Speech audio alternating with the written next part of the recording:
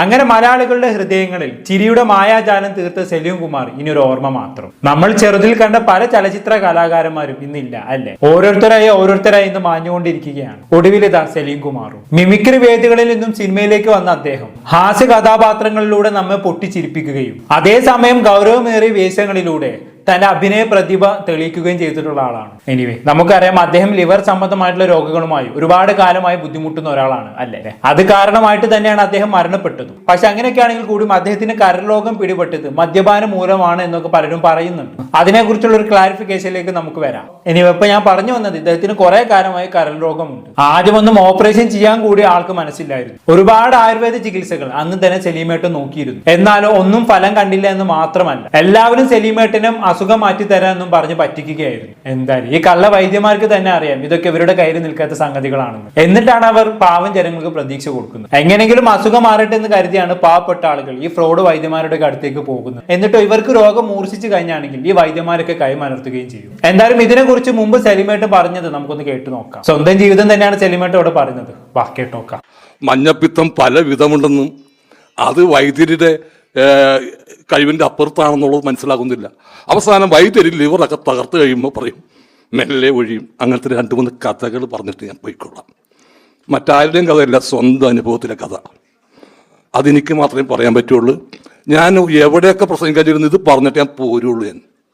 എന്നെ തല്ലി ഓടിച്ചാലും ശരി ഇത് പറയണം. കാരണം ഞാൻ അനുഭവിച്ചത് ഇനി ഒരുത്തിനും അനുഭവിക്കരുത്.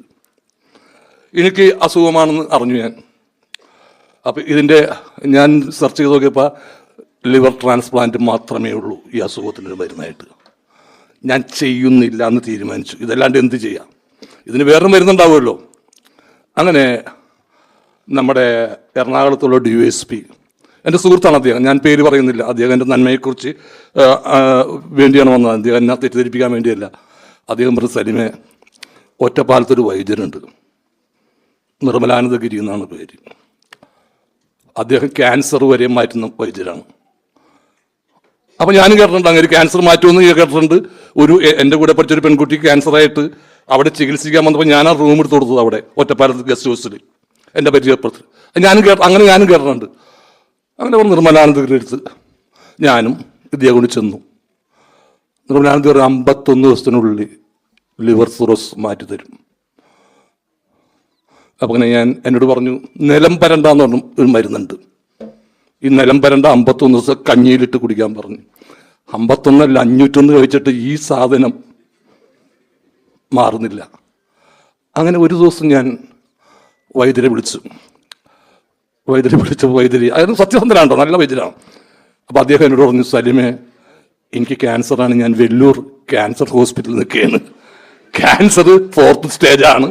അങ്ങനെ സത്യമായിട്ടോ പറഞ്ഞു, അല്ലെങ്കിൽ കള്ളനാണെങ്കിൽ എനിക്ക് പറയേണ്ട കാര്യമില്ല. അങ്ങനെ സത്യസന്ധനായിരുന്നു. എന്നിട്ട് പറഞ്ഞു എനിക്ക് ഈ വൈദ്യരായിരുന്നു ഇവിടെ ക്യാൻസറിന് ചികിത്സിച്ചത്.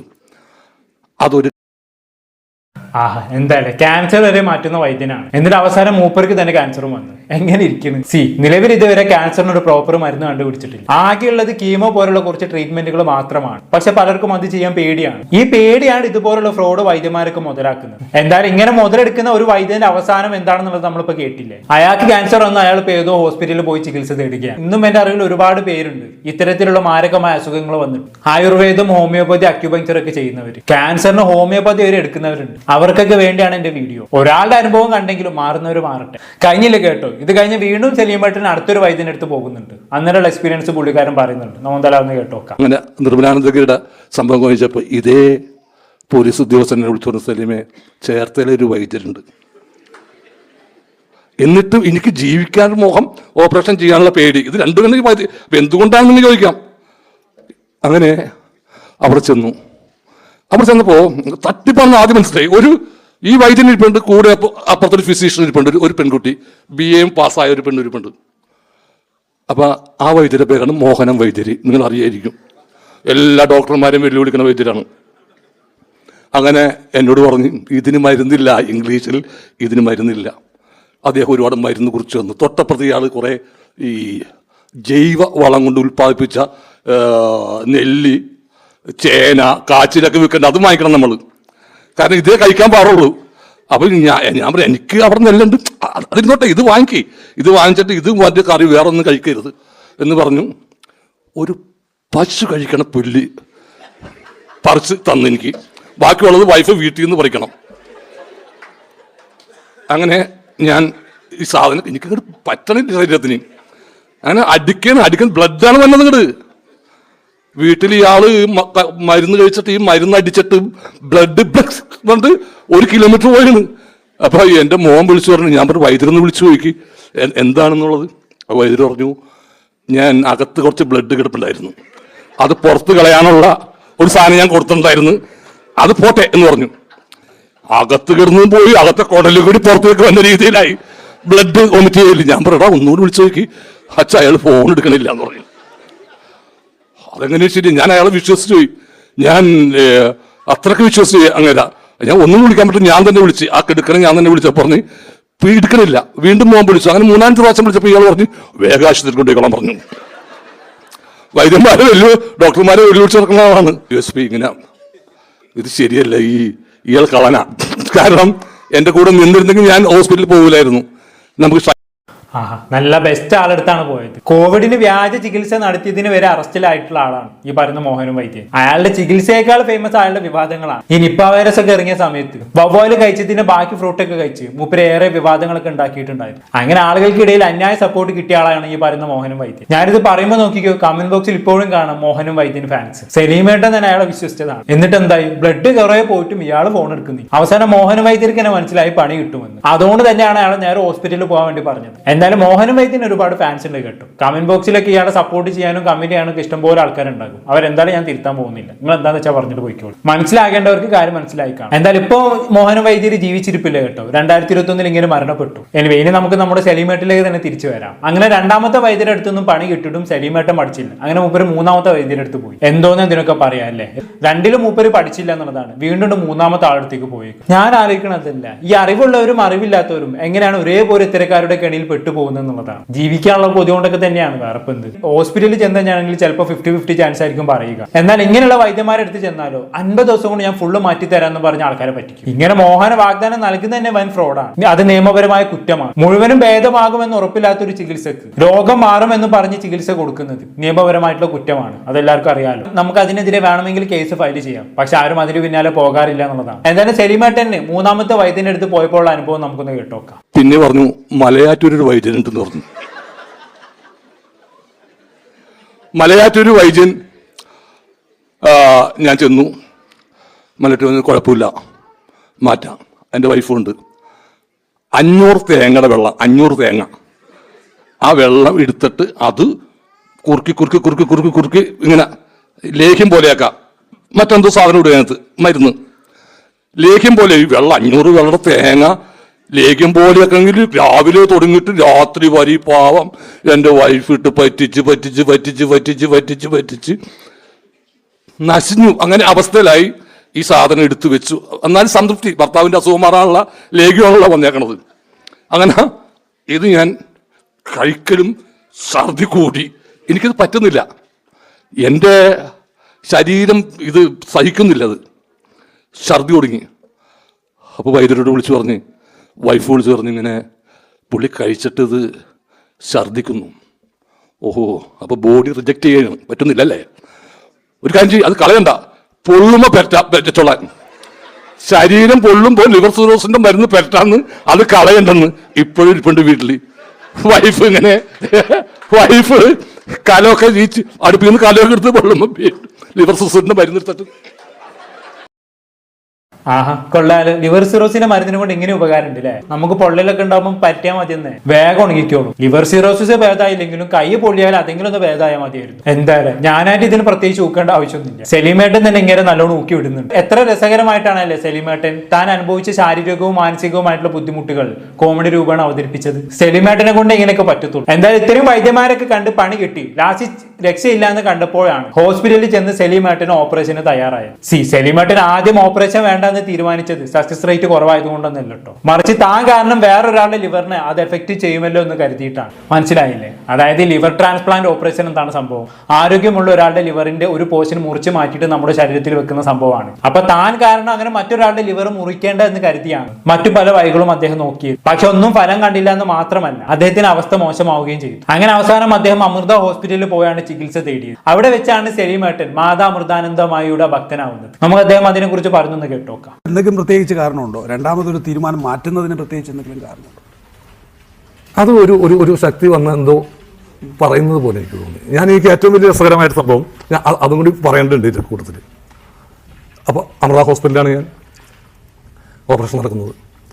വലിയ പൈസ വേണം ഓപ്പറേഷന്. അപ്പോൾ എന്നോട് ഡോക്ടർമാർ പറഞ്ഞു അമ്മയെ പോയി ഒന്ന് കാണും, അമൃതാനന്ദമായി അമ്മയെ പോയി ഒന്ന് കാണാൻ പറഞ്ഞു. അപ്പോൾ ഞാൻ പറഞ്ഞു ഞാൻ കാണില്ല, ഞാൻ ഭയങ്കര ആത്മാഭിമാനിയാണ്.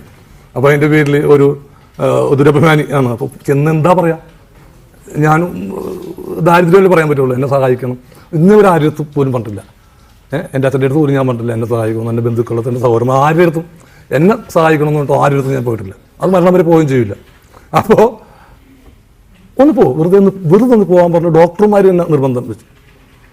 അപ്പോൾ ഞാൻ പറഞ്ഞു പോവാം, എനിക്ക് ഒരു വിരോധം ഒന്നുള്ള സംഭവമല്ല, സ്ഥലമൊന്നുമല്ല അത്. അങ്ങനെ ഞാൻ ചെന്നു VIP ലൈനെ കുറിച്ച് ഞാൻ അവിടെ ചെന്ന് അമ്മ പറഞ്ഞു മോനെ ഇരിക്കൂ എന്ന് പറഞ്ഞു. ഞാൻ ഇരുന്നു. എന്താണ് വന്നത്, പിന്നെ അമ്മയോട് പോലും പറയാനുണ്ടാന്ന് വെച്ചു. അപ്പോൾ ഞാൻ പറഞ്ഞു എനിക്കൊരു പരാതി പറയാനുണ്ട്. എന്താ അമ്മ പറഞ്ഞോളാൻ പറഞ്ഞു. അപ്പോൾ ഞാൻ പറഞ്ഞു എനിക്കിപ്പോൾ 2 വർഷം മുമ്പാണത്, 46 വയസ്സ്, ഇപ്പോൾ 48 വയസ്സായി, 46 വയസ്സായി. ഈ അമൃത ഹോസ്പിറ്റലിലെ രജിസ്റ്ററിൽ കിട്ടുന്ന 56 വയസ്സാണ്, അതൊന്ന് മാറ്റി തന്നെ എന്ന് പറഞ്ഞു. ഈ അമ്മ അവിടെ ചിരിച്ചിട്ട് അരമണിക്കൂർ ആണ് അവിടെ ചിരിച്ചത്. എന്നോടൊന്ന് ചോദിച്ചില്ലൊന്നും പറഞ്ഞില്ല, ഒന്നും വേണ്ടില്ലാണ്ട് ഞങ്ങൾ രണ്ടുപേരും നോക്കുമ്പോൾ ചിരിയോട് ചിരിയാണ്. പോയിക്കോളാൻ പറഞ്ഞിട്ട് പറഞ്ഞു. പോയി ഹോസ്പിറ്റലിൽ പോയി അഡ്മിറ്റ് ചെയ്ത് പൈസയുടെ കാര്യത്തിനെ കുറിച്ചിട്ട് മോനൊന്നും കൊണ്ടും വിഷമിക്കേണ്ട, അവിടെ പോയി അഡ്മിറ്റ് ചെയ്ത് ഓപ്പറേഷൻ ചെയ്യുക, മോനെ എനിക്ക് വേണം. ജീവിതത്തിൽ ആദ്യമായിട്ടാണ് അങ്ങനെ ഒരാൾ പറയുന്നത്. അന്ന് തുടങ്ങി ഞാൻ അമൃതാനന്ദമയുടെ ഭക്തനാണ്. ആണോ? ആ. അപ്പോൾ ഞാൻ പിന്നീട് ആലോചിച്ചു എന്തുകൊണ്ടാണ് അമ്മ അങ്ങനെ പറഞ്ഞത്. കാരണം ചെല്ലുന്ന മുഴുവൻ ആൾക്കാരും എനിക്ക് അവിടെ വേദനയാണ്, ഇവിടെ വേണം, വയ്യ. കാരണം ഈ ദുരന്തങ്ങൾ മാത്രം കേട്ടിരിക്കുന്ന ആളുടെ മുന്നിലേക്ക് ആണ് ഞാൻ ഈ കോമഡി ആയിട്ട് നിന്നത്.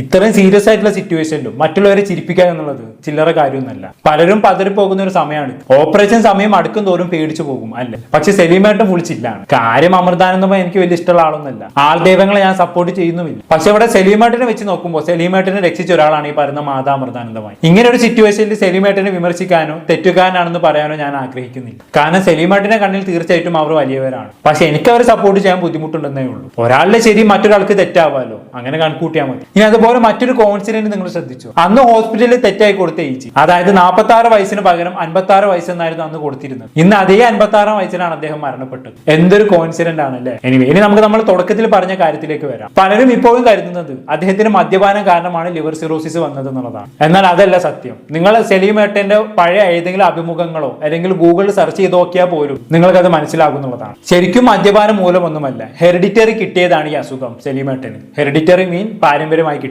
ഞാൻ വേണമെങ്കിൽ അതുമായി ബന്ധപ്പെട്ടുള്ള ഗൂഗിൾ തന്ന ഡാറ്റ ഒന്ന് വായിച്ചു തരാം. Malayalam actor Saleem Kumar's liver disease was primarily caused by a hereditary condition that led to liver cirrhosis. മനസ്സിലായല്ലോ? അതായത് പാരമ്പര്യ കാരണങ്ങൾ കൊണ്ടാണ് ഈ പറയുന്ന സലീം കുമാറിന്റെ ലിവർ സിറോസിസ് വന്നതെന്നാണ് ഇതിൽ പറയുന്നത്. അദ്ദേഹത്തിന്റെ സഹോദരനും ഇതേ സെയിം അവസ്ഥയിലായിരുന്നു. അല്ലാതെ എപ്പോഴും ആൾക്കാർ കരുതുന്നത് പോലെ മദ്യപാനം കൊണ്ടല്ല ഈ രോഗം ഉണ്ടായത്. മേ ബി മദ്യപാനവും സ്മോക്കിങ്ങും ഒക്കെ ഈ രോഗം വഷളാകാൻ കാരണമായേക്കാം. അല്ലാതെ മെയിൻ റീസൺ ഇതൊന്നുമല്ല, ജനിതകപരമായിട്ടുള്ള കാരണങ്ങളാണ് മെയിൻ റീസൺ എന്ന് പറയുന്നത്. ഇനി ഇത്രയൊക്കെയാണ് സലീം കുമാറിന്റെ രോഗവുമായി ബന്ധപ്പെട്ട് പറയാനുള്ളത്. ഇനിയിപ്പോ കുറച്ചു കാലത്തേക്ക് ഇങ്ങനെയുള്ള പടങ്ങളൊക്കെ കാണുമ്പോൾ ഉള്ളിലൊരു വിങ്ങലായിരിക്കും. സലീമേട്ടൻ വിട പറഞ്ഞാലും അദ്ദേഹം സമ്മാനിച്ച കഥാപാത്രങ്ങൾ തലമുറകളോളം ജീവിക്കും. അദ്ദേഹത്തിന് ആദരാഞ്ജലികൾ അർപ്പിച്ചുകൊണ്ട് ഞാൻ ഈ വീഡിയോ ഇവിടെ നിർത്തുകയാണ്. എന്താണെന്ന് നിങ്ങൾക്ക് തോന്നുന്നത് കമന്റ് ബോക്സിൽ രേഖപ്പെടുത്തുമല്ലോ. അടുത്തൊരു ടോപ്പിക്കുമായി വീണ്ടും കാണാം.